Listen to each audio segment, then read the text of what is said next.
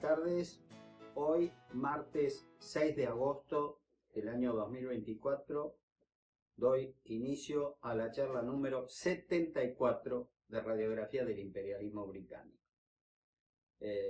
Hoy, sinceramente, es un día para mí muy satisfactorio porque doy inicio al tomo quinto de la saga. Hemos concluido el cuarto, que prácticamente fue San Martín, su campaña libertadora en Chile, en Perú, que concluye con su gigantesco, fantástico, inigualable renunciamiento de Guayaquil y su alejamiento de la guerra hispanoamericana en Sudamérica. Pero ya les dije que no terminamos con el general San Martín, sino que en este tomo, en el quinto, vamos a hacer una referencia de un hombre que con una carta, con un escrito, ganó una guerra. Bueno, voy a dar inicio al desarrollo, como ya dije, del quinto tomo. Estamos en el capítulo 47 de la saga y me voy a referir a lo acontecido en la banda oriental entre 1810 y 1820. Es decir, con el general San Martín llegamos a Guayaquil en julio de 1822 y terminamos con la Guerra de la Independencia en la batalla de Ayacucho, 8 de diciembre de 1824. Ahora, como mágicamente, retrocedemos, volvemos hacia 1810. Como ustedes recordarán, queridos amigos, cuando estalla la Revolución de Mayo, una de las primeras cosas que se quiso conseguir por parte de la Junta Gubernativa Provisional fue que Montevideo se pasara a nuestro lado. Pero eso no aconteció y hubo un gran movimiento, especialmente de los marinos realistas, para evitarlo, y de esa manera Montevideo va a ser verdaderamente un gran dolor de cabeza hasta 1814, en que, siendo vencidos en el combate naval de El Buceo, que logra vencer el coronel de Marina Guillermo Brown, como ya lo expliqué hace muchas charlas, Montevideo se rinde en junio de 1814. Pero antes de pasar así tan rápido, vamos un poco bien para atrás para que ustedes me entiendan, porque esto fue muy importante, porque lo que se va a venir acá es la semillita de la guerra contra el Imperio del Brasil. Así que bueno, la banda oriental, como acabo de decir, se había transformado en un foco realista hasta que en 1811 un grupo de patriotas orientales se pasaron, digamos, a la revolución en una cuestión, en un hecho que se conoce históricamente como el Grito de Ascencio.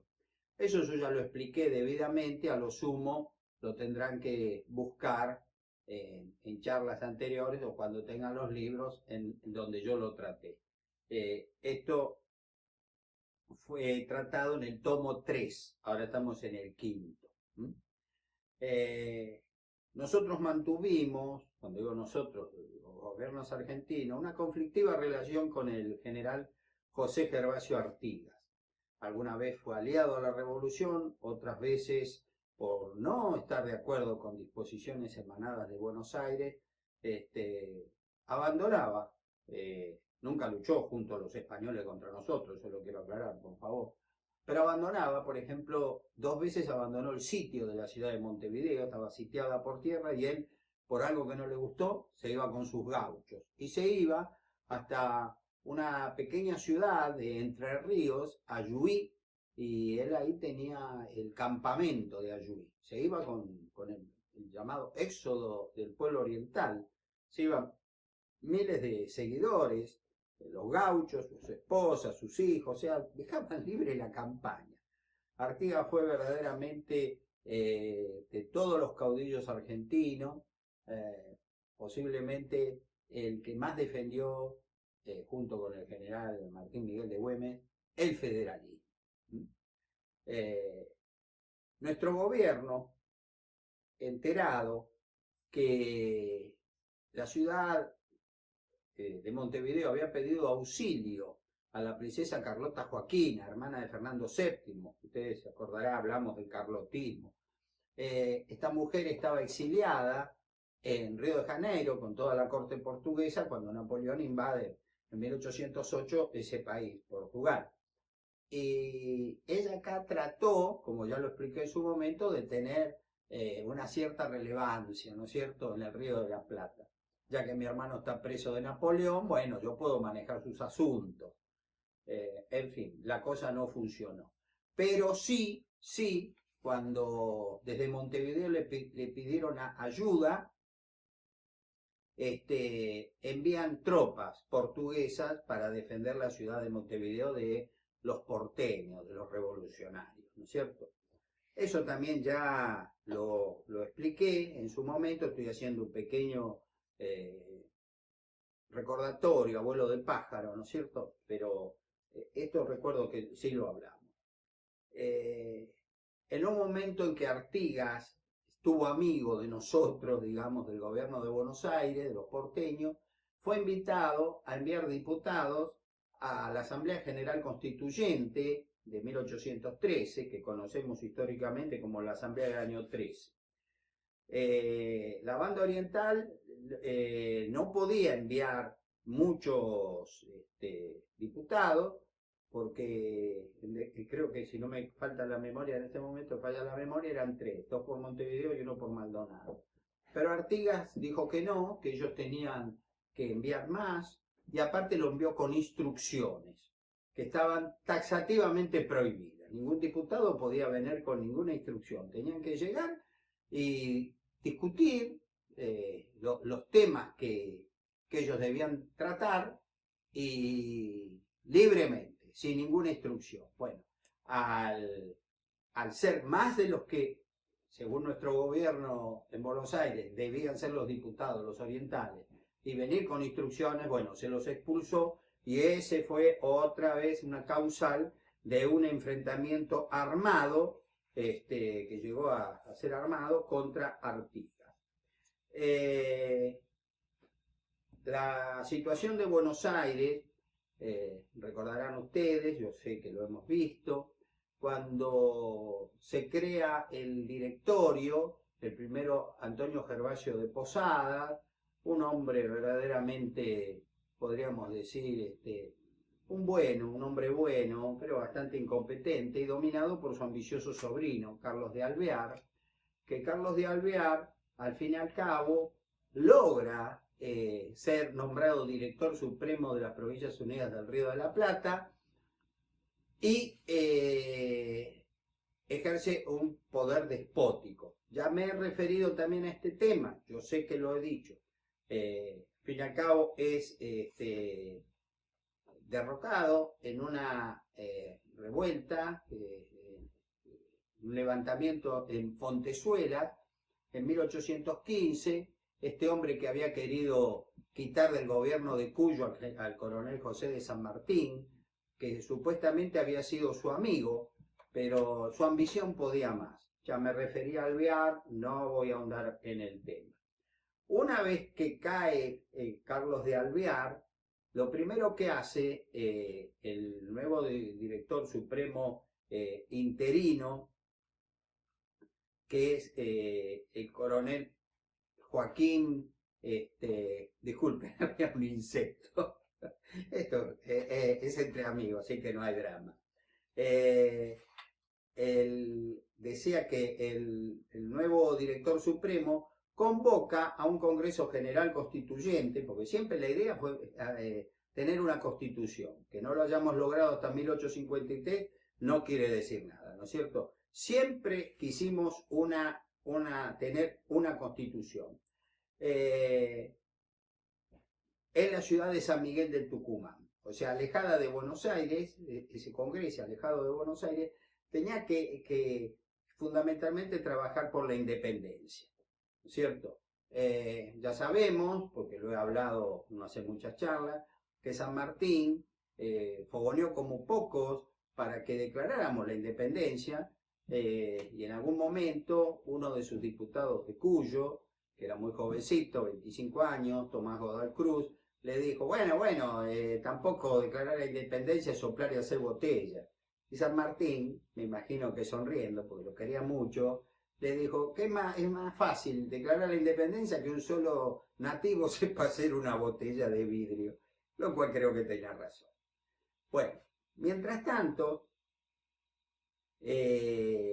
como Artigas se oponía terminantemente a ese congreso, dice, yo la independencia ya la declaramos, una independencia de los territorios federales que están contra Buenos Aires, y como verdaderamente ya era un dolor de muelas, mal para los sucesivos gobiernos, es como que se le dio luz verde de alguna manera a los portugueses para que procedieran a invadir la banda oriental.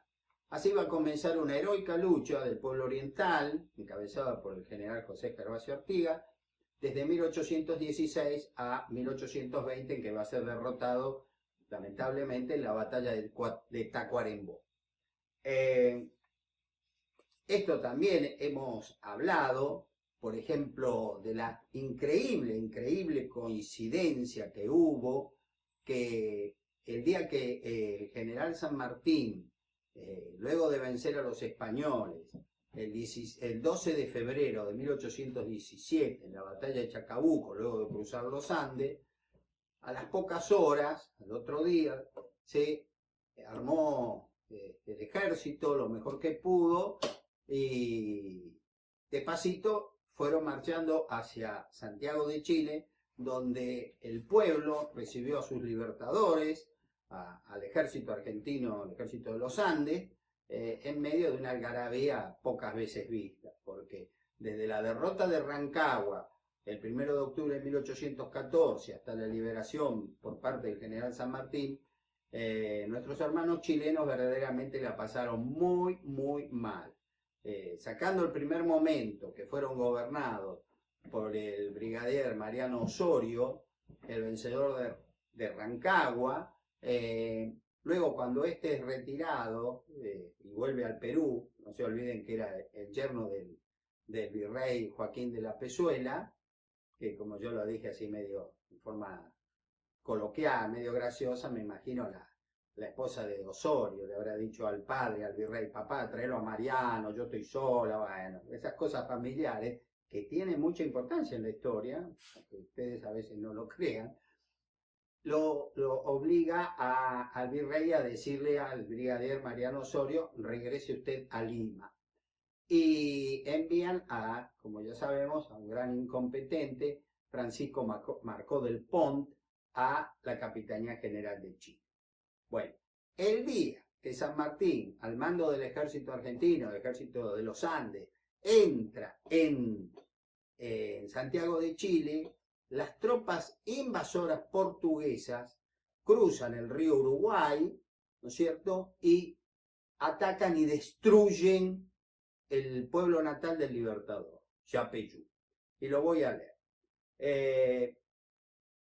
El pueblo de Yapeyú fue incendiado y saqueado por los portugueses el 13 de febrero de 1817, el mismo día y casi a la misma hora en que San Martín, después de haber ganado la batalla de Chacabuco, entraba triunfante en Santiago de Chile. Esto lo escribió uno de los más grandes historiadores del Libertador, el general Bartolomé Mitre.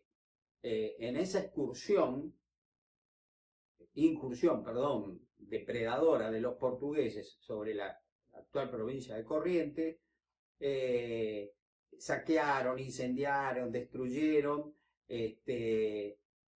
toda la ciudad de Yapeyú, y llevándose 700 kilogramos de plata en ornamento de las iglesias, 15.000 caballos, y quemaron los libros parroquiales. Por eso no se encuentra, digamos, la partida de nacimiento del general José de San Martín, porque fue quemada. El general Chagas, que lo hizo esa verdadera bajeza, porque la gente de ahí, los indios guaraníes, no tenían con qué defenderse de un ejército profesional, no hizo más que cumplir las órdenes del marqués de Alegrete. Y, repito, el general José Chagas, en cumplimiento de órdenes del marqués de Alegrete, asoló 50 leguas cuadradas, o sea, una superficie impresionante, y asesinó a más de 3.000 guaraníes. Fíjense la crueldad, ¿no es cierto?, de un ejército profesional armado hasta los dientes con hombres que lo único que tenían eran arcos y flechas. La orden del marqués de Alegrete al general Chagas era implacable: no dejar nada en pie, ni templos, ni habitaciones, ni estancias, en fin, nada que pudiera servir un día como núcleo de una población. Esto lo escribió el doctor Martiniano Leguizamón en su obra La casa de San Martín, la casa natal de San Martín, que es una obra que lamentablemente mucho no se conoce y que yo, por suerte, honestamente, la suerte a mí en la historia me ha ayudado mucho, conseguí una vez comprar en una librería de viejo, y como se dice, por 2 pesos. Esta obra se publicó en la ciudad de Buenos Aires en 1915. Es una obra preciosa, pero una pequeña edición, y bueno, pero ojalá alguien la reeditara, ¿no? Martiniano Leguizamón, la casa natal de San Martín. Ahora bien, yo les acabo de decir que los portugueses desde el Brasil, desde Río Grande del Sur, invaden la banda oriental del Uruguay, con un gobierno argentino hackeado por un montón de cuestiones. Acuérdense cómo los ingleses fueron destruyendo nuestra economía, y Artigas, que era verdaderamente, repito, un dolor de muela con sus actitudes tan federalistas. Entonces, fue como decir a los portugueses: bueno, entren, nosotros no nos metemos, hagan lo que quieran. Y así lamentablemente ocurrió. No nos dábamos cuenta de lo que estábamos haciendo. Era como que dejamos entrar en nuestra casa a un oso, a un lobo. Supuestamente nos iba a ayudar contra Artigas, pero después, imagínense el resultado. Ahora, hay un documento portugués que el autor, honestamente no sé si es abogado o militar, Jorge Rodríguez Cía, en una obra publicada por el Círculo Militar Argentino, llamada Puertos Precisos. La obra se llama Puertos Precisos, es de Rodríguez Cía, Jorge Rodríguez Cía. En 1993 encontró un documento fantástico. El documento dice así, el título, ¿no? Memorial sobre la expedición al Río de la Plata y las ventajas que ello pueden resultar para las capitanías del centro del Brasil. Ojo, no estamos hablando de un oficial portugués que escribe al virrey de Brasil en ese momento una nota, un memorial. Fíjense en el título, lo repito: Memorial sobre la expedición al Río de la Plata y las ventajas que de ello pueden resultar para las capitanías del centro del Brasil. No era solo la banda oriental. ¿Qué querían hacer, según este hombre? ¿Qué deberían hacer? Conquistar nuestra Mesopotamia. Misiones, Corrientes y Entre Ríos. Tiene que ser portuguesa, porque logrando eso, nosotros vamos a poder ir por el río Paraná a nuestras capitanías del centro del Brasil, que no eran otras que la de Mato Grosso, que queda al norte del Paraguay. Esa va a ser unas razones, acuérdense de este documento que ahora les voy a leer, por el cual se va a iniciar la tristemente guerra fratricida contra la República del Paraguay en 1865, que se hizo no porque Argentina lo quiso, sino porque Argentina fue invadida. Pero de ese tema ahora no hablo, porque lo voy a hacer in extenso cuando termina el quinto tomo. Yo estoy en el inicio lo primero del quinto tomo. Esto ocurre a lo último. ¿Qué escribió el mariscal Eloy Portelli? Este mariscal portugués, y se lo escribe nada más ni nada menos que al príncipe Pedro de Braganza. Yo hace unos segundos nomás le dije que al virrey de Portugal. No. Al príncipe Pedro de Braganza, hijo del rey que estaba también exiliado en Río de Janeiro. Fue un error, lo admito, perdón. Dijo así en este memorial: la venida de esta tropa disfrazada con esta primera intención no es la verdadera misión de la expedición. La margen oriental del Río de la Plata y la continuación por el río Paraná y el Paraguay parece que lo destinó la naturaleza para que fuera el límite natural del Brasil. Es decir, la banda oriental más Entre Ríos, Corrientes y Misiones. O sea, nuestro país terminaría en las márgenes del río Paraná. Esto lo escribió en 1816 este mariscal portugués. La capitanía del Mato Grosso está alejada y es tal vez la más importante del Brasil. Posee grandes recursos naturales. Con el tiempo se verá aumentada la población. Mis queridos amigos, en esa región, que también se la denomina el Pantanal, hoy Brasil cría ganado vacuno, cebú, que lo ha transformado en el primer exportador de carnes del mundo. Quizá la carne no sea todo lo buena que nosotros estamos acostumbrados, porque no es ningún secreto que los argentinos y uruguayos tenemos la mejor carne del mundo. Pero Brasil tiene la cantidad. Esto es el territorio que habla el mariscal Eloy Portelli en 1816. Por Dios, qué perspectiva fantástica hizo. Qué bien que vio la cosa. Voy a terminar de leer este documento tan fantástico, el memorial escrito por este alto oficial portugués, Eloy Portelli. Para realizar esto, para concretar todo, exportar toda la producción del Mato Grosso, dice, para realizar esta navegación por la desembocadura del Río de la Plata, es necesario que toda la margen oriental del río Paraguay, Paraná y el Río de la Plata pertenezca sin el menor impedimento a la corona de Portugal, quedando dentro de los límites las ciudades de Asunción, Corrientes, Santa Lucía, Santa Fe, Rosario, Colonia del Sacramento, Montevideo y Maldonado, a fin de proteger nuestras fronteras con firmeza de las continuas irrupciones de los pueblos que la habitan, es decir, de los españoles en ese momento, y luego de los argentinos. Verdaderamente yo he leído este documento muchísimas veces y vuelvo a repetir mi admiración, cómo este hombre vio el futuro de lo que podía haber ocurrido. O sea que con la invasión a la banda oriental de las tropas portuguesas, nosotros tranquilamente pudimos haber perdido la Mesopotamia argentina. La derrota del general José Gervasio Artigas y su exilio en el Paraguay.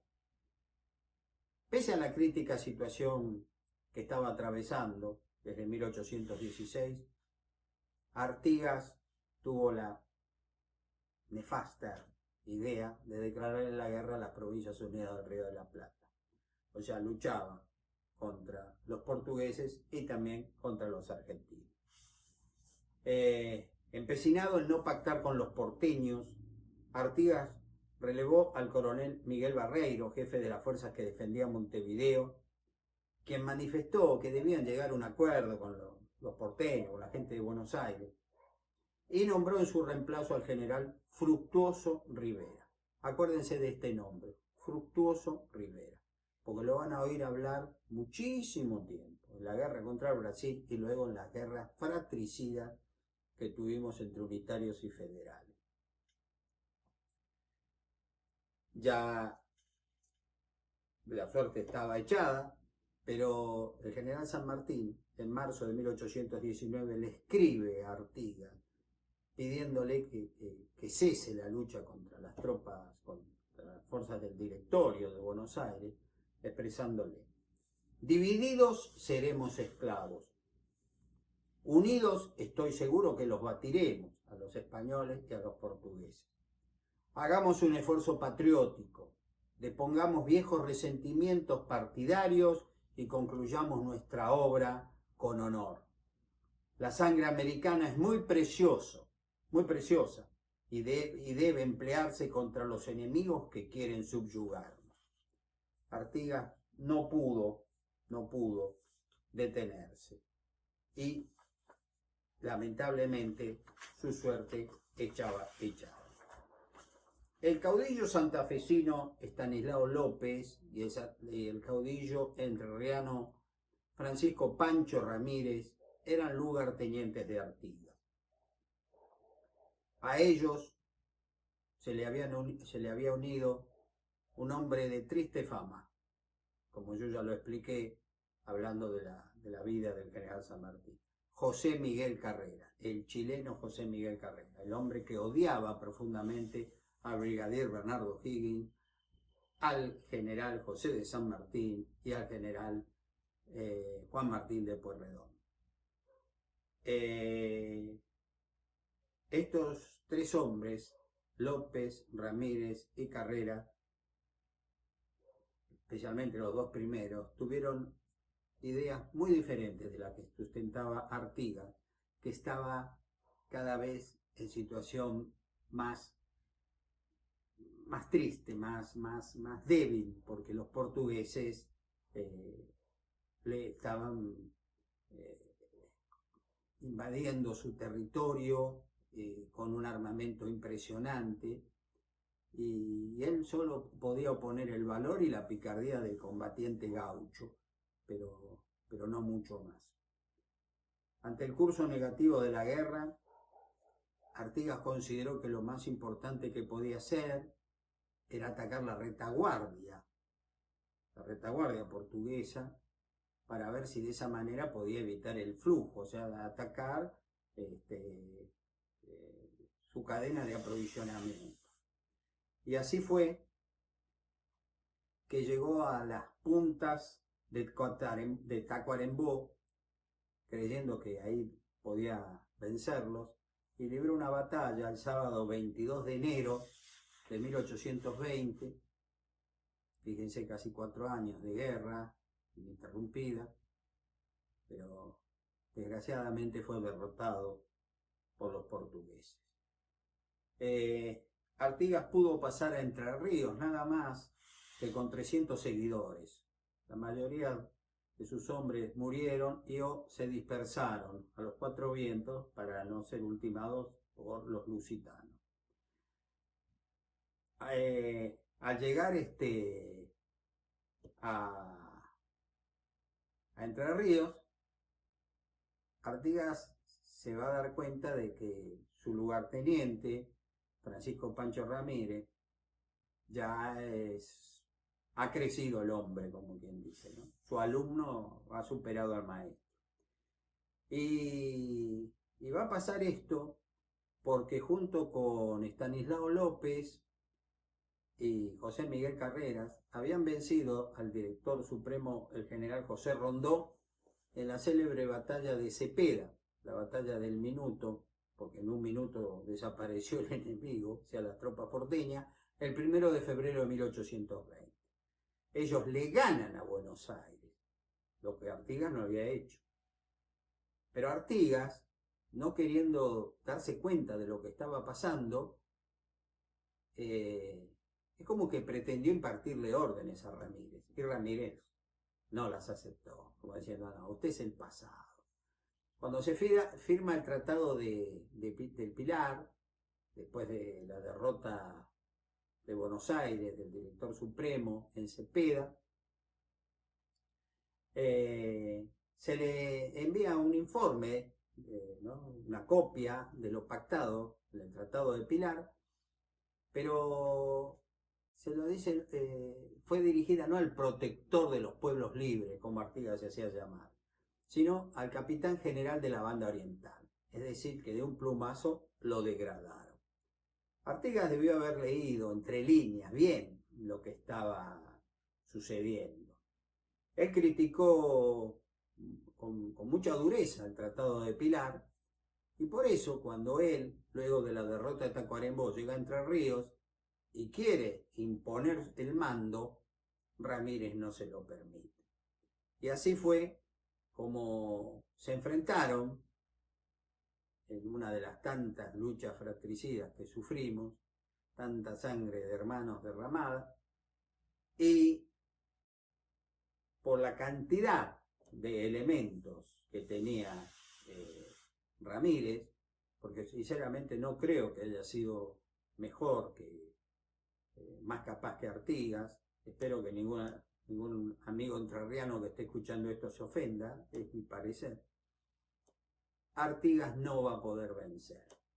Y fue derrotado en Paraná, Mocoretá, Las Tunas, Ábalos, y en pequeñas escaramuzas fue llevándolo a Corrientes, y allí también se lo siguió persiguiendo, y con muy pocos hombres Artigas cruza el río Paraná y se interna en el Paraguay. Esto aconteció, fíjense qué increíble, ¿no? El 23 de septiembre de 1820. Artigas va a vivir ahí. Artigas en ese momento tenía 56 años.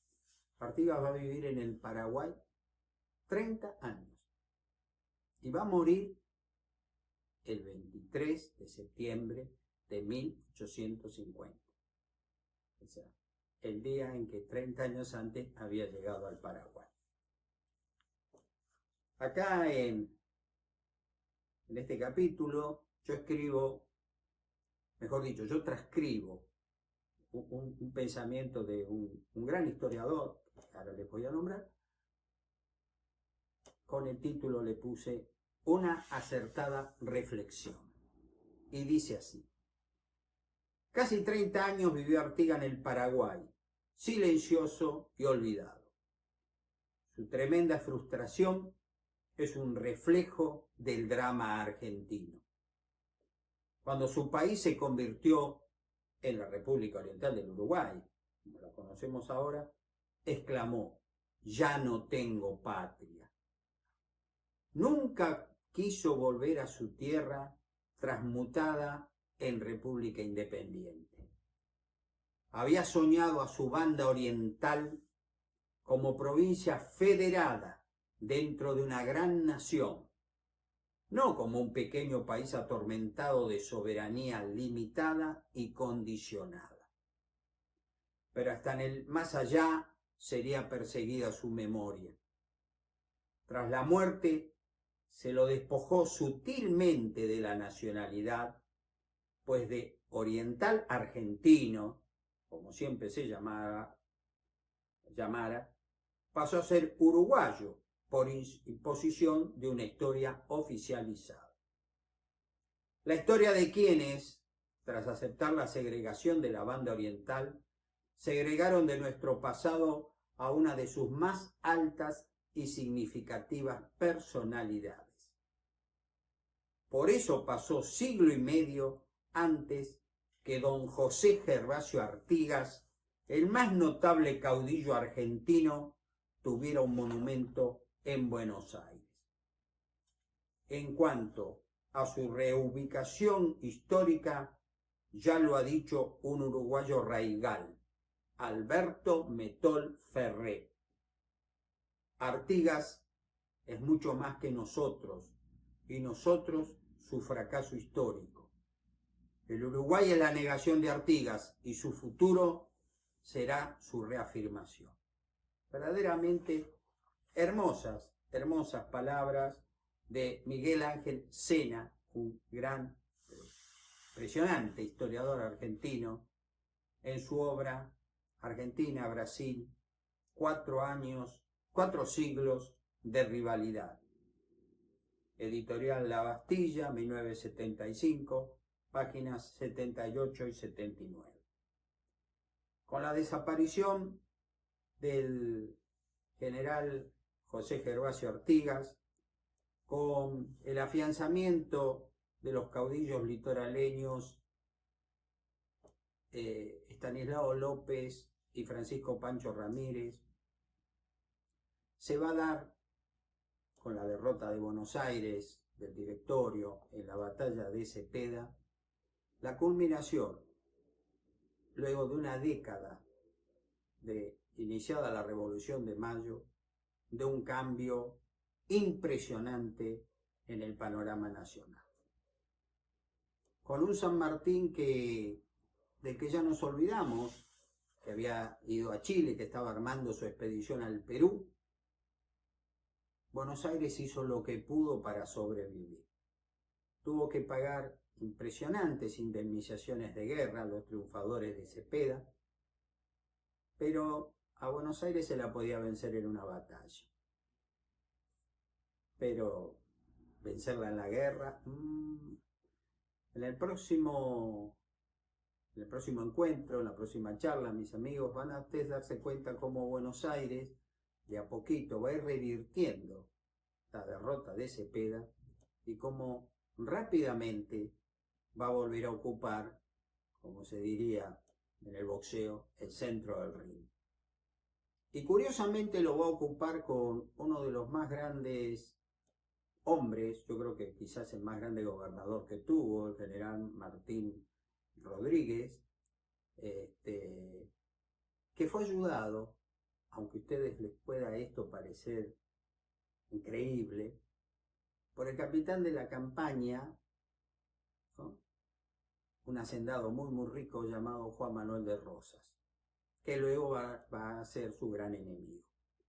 Pero de amistades y traiciones se ha hecho la historia de Argentina, desde siempre, y lamentablemente hasta el presente.